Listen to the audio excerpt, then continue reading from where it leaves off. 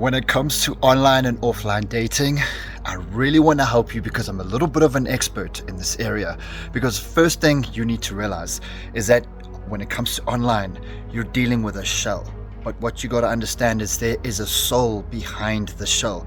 And you have no idea that woman, how many people she's been with, that man, how many people he's been with.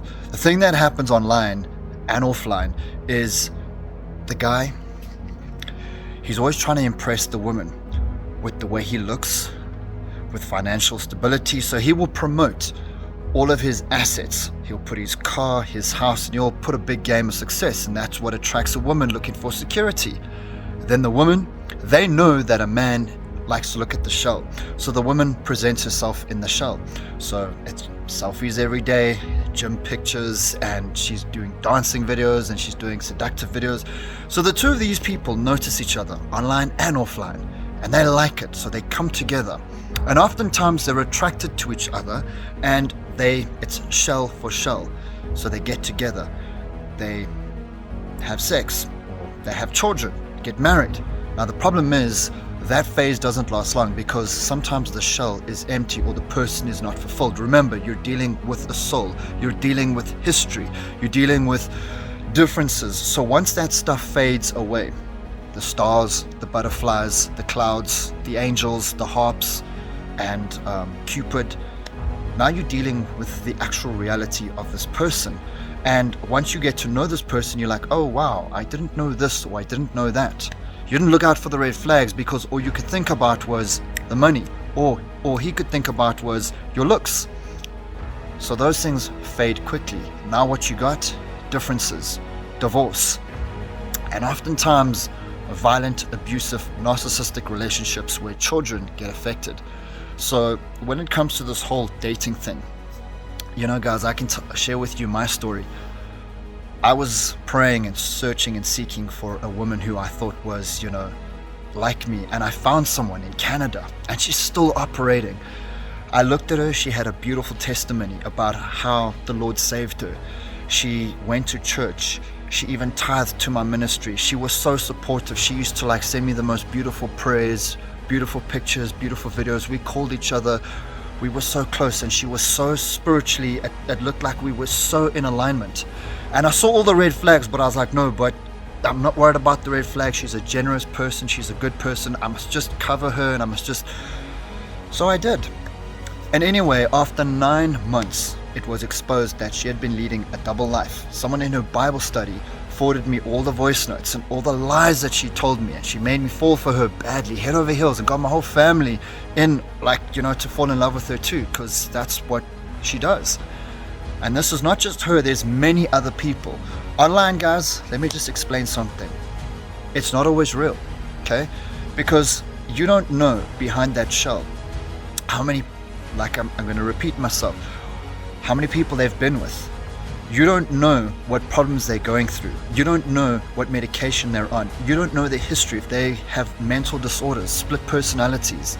You don't know if they're abusive, narcissistic. All you're seeing is what they put out there. It's like people look at my life online and they think, wow, this guy's so out there, so popular, so famous. No, I actually go to church alone.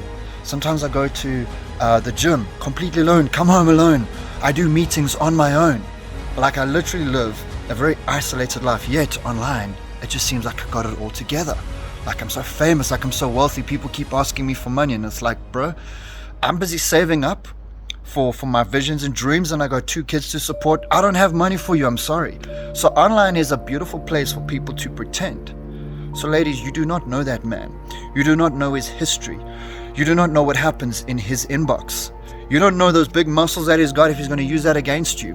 That money that he's got, if he's going to use that against you. Brother, you don't know if that woman's going to, you think she's sending you those pictures. You know how many other men she could be sending those pictures to?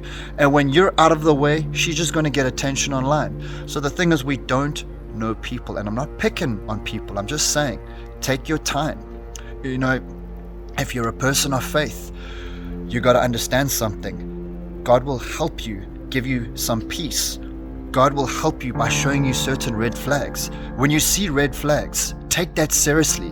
When you see a flaw in their personality, I'm not saying people must be perfect, but I'm just saying pay attention to the details. I'm very quick to now pay attention to what I see on social media. So if I see selfie every single day, then I'm asking myself, is that person looking now for attention? Or is this something that life is not giving them and therefore they're getting that fix online? When I see a man always trying to promote, I ask myself, why is he doing that? Is he unfulfilled in some way, or is he trying to attract a certain someone? Because it's fine if you're just putting stuff out there to be noticed, but if it's all the time and it's every day, you got to ask yourself, why?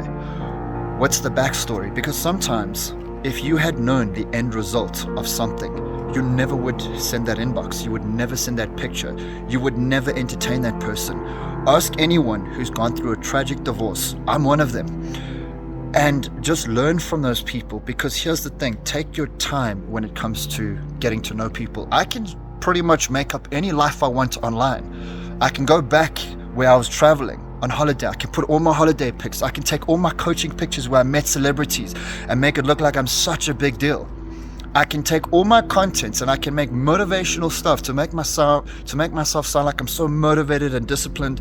I go through depression, I go through anxiety, sometimes I fear, sometimes I cry, sometimes I get angry.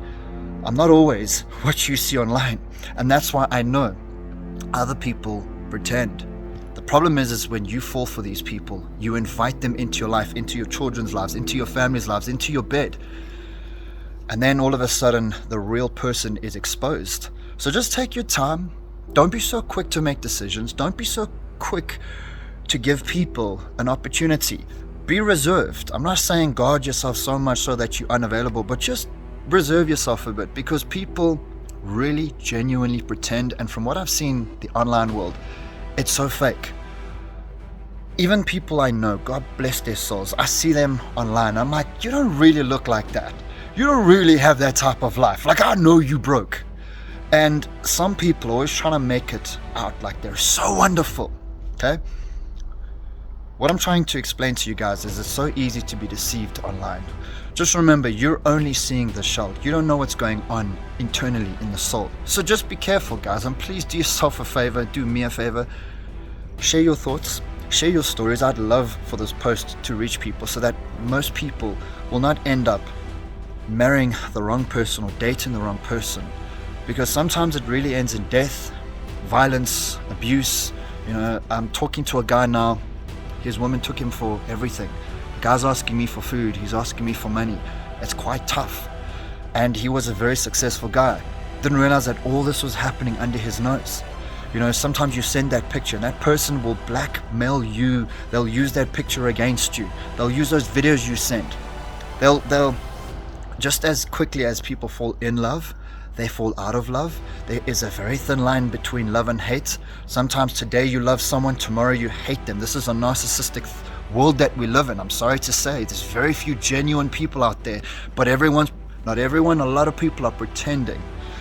And you don't know until you actually sometimes date them or get very close to them or allow them to move into your home or into your circle.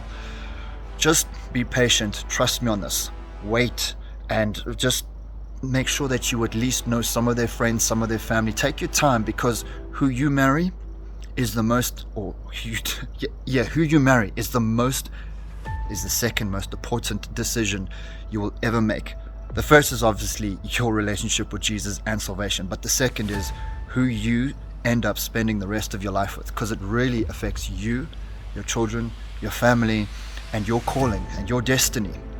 Trust me, I've met enough people to know this, and in my own life I've learned this. So God bless you guys. I love you all, and I really want you guys to take your time. Here's my advice. I know I've gone on for long. Date yourself first. Fall in love with you. And then ask yourself, will you tolerate this abuse? Will you tolerate this later? No, because you love yourself. You have self-love. And work on yourself, develop yourself. When you're ready, the right person will come, and you'll be able to discern when you're not emotional. Make sure you got over your exes. Make sure that you've broken spiritual soul ties, that you're ready to move on. Hope that this has blessed you, and again, God bless you.